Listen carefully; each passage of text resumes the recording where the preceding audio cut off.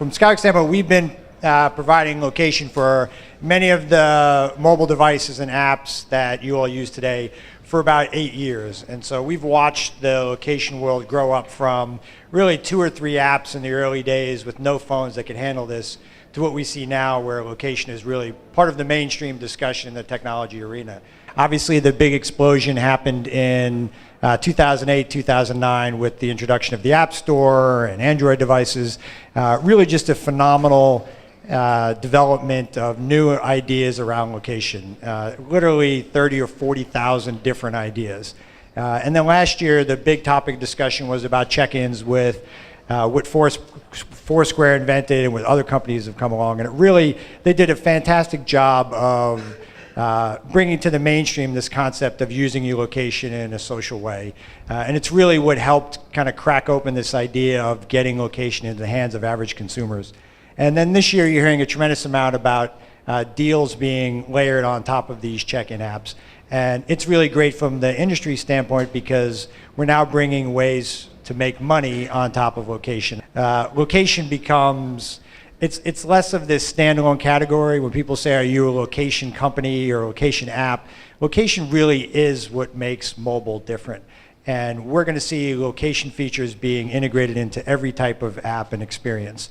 And we think the apps that take advantage of what we and others call geosocial features are the ones that are going to be the most successful, because that's what gets you coming back to the app. You develop a relationship with the rest of the folks in the community. You integrate in with all the other members of your social network. And it really does drive you to learn, enjoy more about the experience than just that first time novelty of checking in or something else. If you've ever gone to, certainly in Boston, Fenway Park, or here Yankee Stadium, and you check in on Foursquare, I remember the first time I checked in at Fenway Park and there was somebody else there who had checked in, because it always just been me. And then now you go and there's 150, 200 people inside Fenway Park that have checked in, which is really cool, but then there's nothing else to do. You've checked in, you got your points, and you're done. What these guys at GameSlam are rolling out is a fantasy game that happens on the fly. So as you check in, you join the game, and then you can bet or guess on what the next pitch is, who the next pitcher is going to be, who's up to, what the next hit's going to be. All the different things that you've actually seen in other forms, they're bringing into live in the stadium. You can start to interact with others and win points and hopefully win the inning or win the game. There's some areas that haven't yet taken off that we think will very shortly. One of those is location-based games.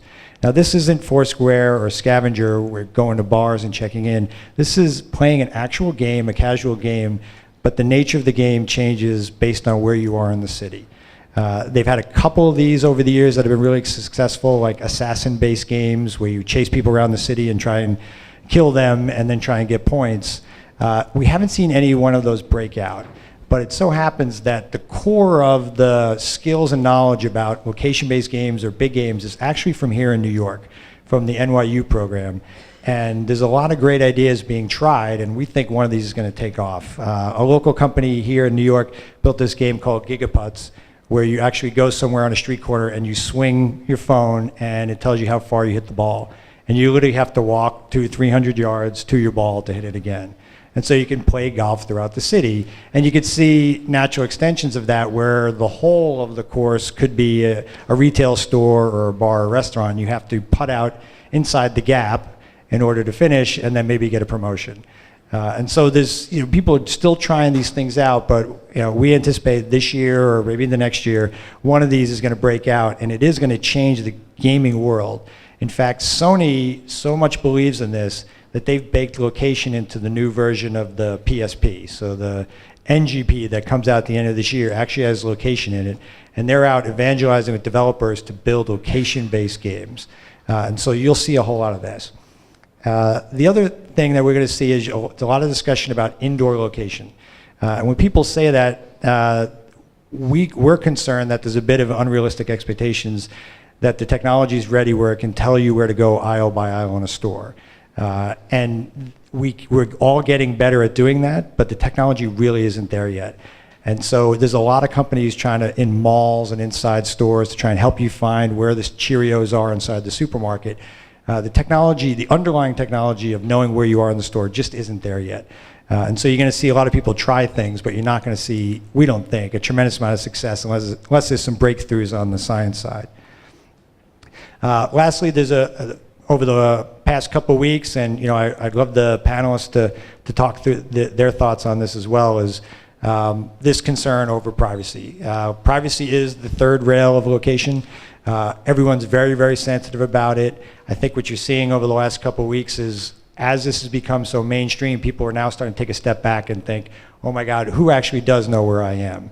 And we've seen some issues with Apple and Google and how they built their systems, probably wasn't the best way to go about it. And it's incredible to folks like me to see, a half-day hearing in Washington, D.C., senators grilling Apple and Google on how they deployed Wi-Fi location and what they're doing right or wrong about it. I mean, this was something that literally people told us 7 years ago we were crazy and that would never work. And now you've got Senator Al Franken asking questions about Wi-Fi location. You really can't make this stuff up. Lastly, and I know there was some topics about, some question about, what are we seeing around location and marketing and advertising? This is an area that we are big fans of and spent a bunch of years in trying to push ourselves into, is how can we use this knowledge about where people are to better target advertising and better do things like public safety and traffic management. And so what we're doing is we're taking all the data we have from some 100 million devices. And so we do about 500 million location requests every single day. So we know where everybody is and where they're moving. But we don't know where individuals are, we just know it at an aggregate level. So I can tell you, you can see the heat map, where people are throughout San Francisco at any time of the day. And I can predict where they're going to be tomorrow at that same time, and what area is going to get hot in the next hour. And that kind of stuff is very interesting as you're trying to target either store campaigns or mobile advertising. And something we're going to be rolling out over the next 3 to 6 months is for us to be able to overlay demographics on that. So in that red dot on Market Street, I can tell you that 30% of those people are Latino and they make $80,000 a year. At an aggregate level, no one's ever had that kind of data about where people are and what they do throughout the day. And that could really open up the whole world of advertising to tremendous new opportunities.